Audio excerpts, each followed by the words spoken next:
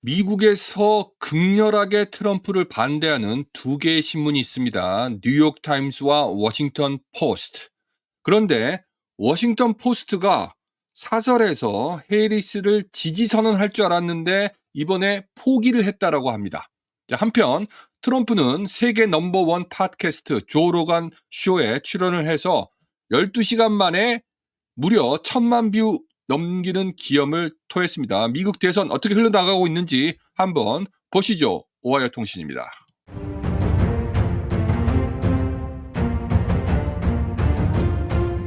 자, 워싱턴 포스트는 더 이상 특정 후보를 대선에서 지지하지 않겠다 발을 뺐습니다.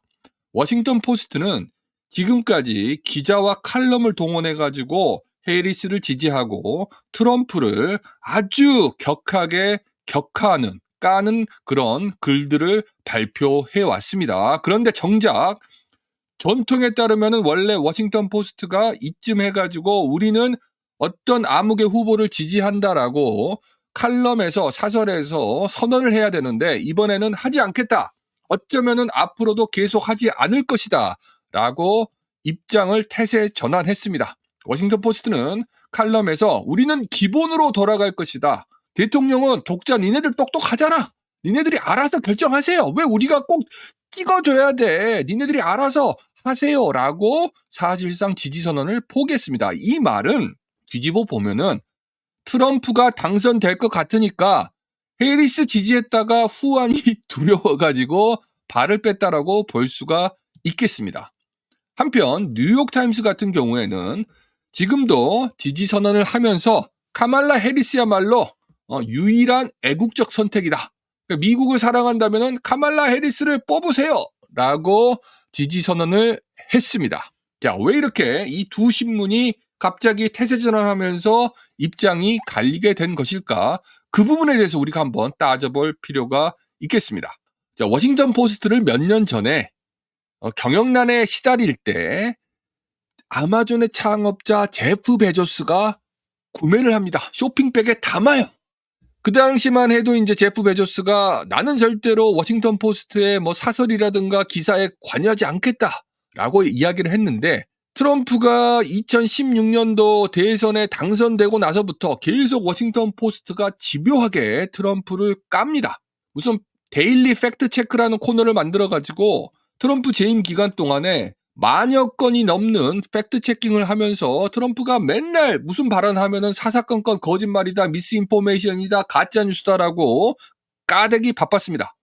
자, 그런데 바이든이 대통령이 되니까 워싱턴 포스트가 팩트 체킹 칼럼을 없애버렸어요. 그러니까 이런 식으로 아주 편파적으로 워싱턴 포스트가 제프 베조스의 지원을 받으면서 트럼프를 공격하고 미국의 민주당을 보호하는 역할을 했었는데 제프 베조스가 보니까 카말라 해리스가 떨어질 것 같은 거예요. 그래서 워싱턴 포스트 사설진이 카말라 해리스 지지 선언문을 다 써놨는데 제프 베조스가 스탑! 그만해! 라고 막아버린 겁니다. 그렇게 실제로 워싱턴 포스트 기자들이 글을 쓰기도 했습니다. 자, 왜 그랬을까? 뉴욕타임스가 이번에 마지막 여론조사를 발표를 했는데요. 뉴욕타임스 여론조사에 따르면은 지지율이 똑같습니다. 48대 48. 그런데 우리가 잘 알고 있듯이 샤이 트럼프 지지자들이 있기 때문에 사실상 트럼프가 우위를 점했다라고 볼 수가 있습니다. 지난 20년 동안 공화당 대선 후보가 이렇게 지지율을 앞선 경우가 한 번도 존재하지 않습니다.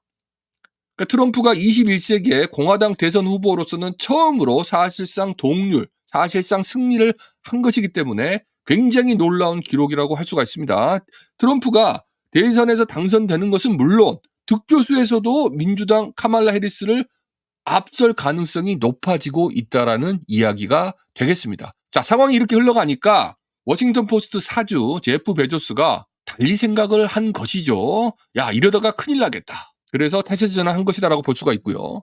자, 한편으로 카말라 해리스는 그 조지아, 경합주 조지아에서 선거운동을 했는데요. 팝스타, 슈퍼스타 비욘세를 불러가지고 지지연설을 해줘라고 부탁을 했습니다.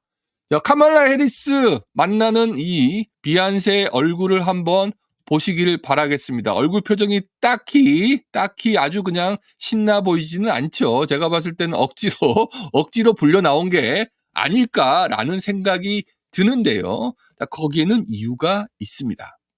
지금 미국에서는 PDD 스캔들이 알게 모르게 굉장히 화제가 되고 있습니다. 한국 언론에서는 잘 알려드리지 않고 있지만 미국 사람들은 이 비욘세, 제이지, PDD 스캔들에 대해서 굉장히 관심이 많아요. 최근에 한국에서 뭐 제시라는 여자 힙합 가수 일행이 어떤 사람을 폭행을 해가지고 지금 말들이 많고 제시가 지금 평판이 완전히 나락에 갔죠.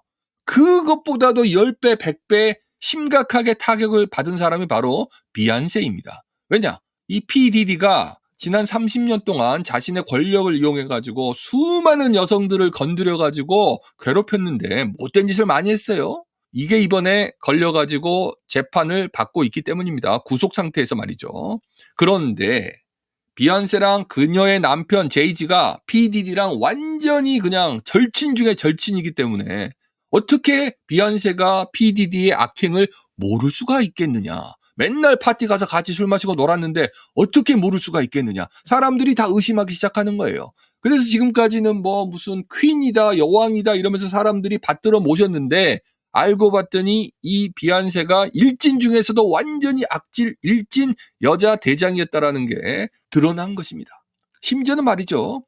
마이클 잭슨이 갑자기 사망했을 때 그 배우의 PDD가 관여했다라는 소문이 지금 미국에서 굉장히 파다하게 퍼지고 있어요.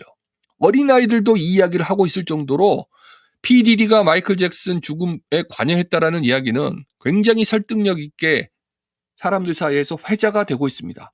그런데 PDD랑 절친인 비욘세, 또 마이클 잭슨이 비욘세를 개인적으로 굉장히 아꼈대요.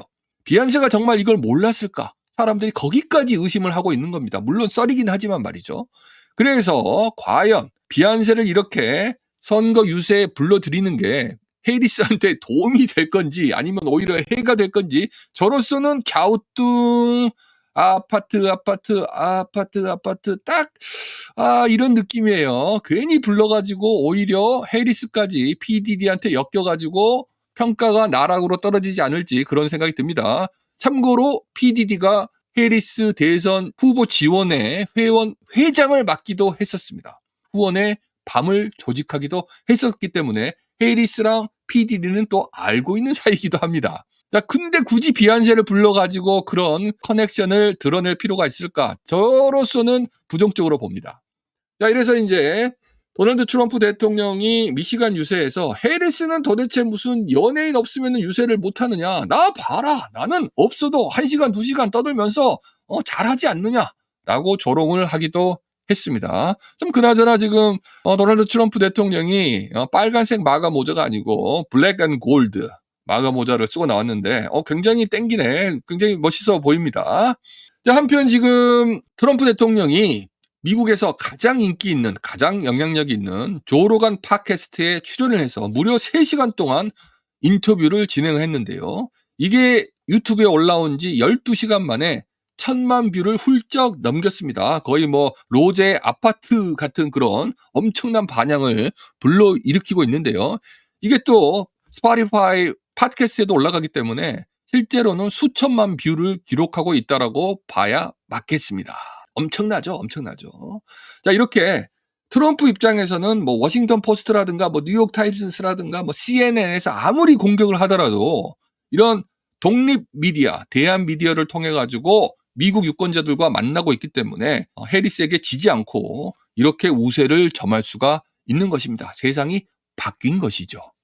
자, 오하이통신이었습니다. 감사합니다. 이 방송 좋으셨다면 좋아요, 알림 설정, 구독 눌러주시고 또 다음에 뵙겠습니다. 뿅.